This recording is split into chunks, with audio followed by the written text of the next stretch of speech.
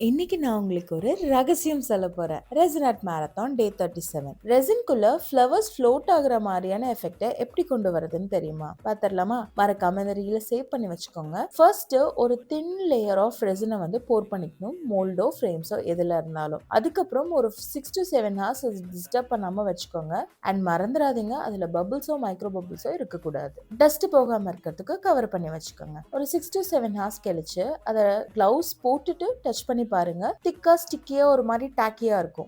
இந்த டைம்ல உங்க ஃப்ளவர்ஸை நீங்க அதுல அரேஞ்ச் பண்ணிக்கலாம். இப்படி பண்றதுனால ஃப்ளவர்ஸ் சிங்க் ஆகாம இருக்கும். இப்போ இதுக்கு மேல நீங்க தாராளமா டாப் கோட் ஊத்தி கவர் பண்ணிடலாம். ஞாபகம் வச்சுக்கோங்க, ஃப்ளவர் ஃபுல்லா கவர் ஆகணும். பாட்டம்லயும் கேப் இருக்க கூடாது, டாப்லயும் கேப் இருக்க கூடாது. இப்படி பண்றதுனால அந்த ரெசின் கிறிஸ்டலுக்குள்ள உங்க ஃப்ளவர்ஸ் அழகா ஃப்ளோட் ஆகும். இந்த டிப் உங்களுக்கு யூஸ்ஃபுல்லா இருக்கும் அப்படின்னு நினைக்கிறேன். இன்னைக்கு ரெசினன்ட் மேரத்தானோட டாஸ்க் 3D ஃப்ளோட்டிங் ஃப்ளவர்னு கமெண்ட் பண்ணுங்க. தேங்க்ஸ் ஃபார் வாட்சிங்.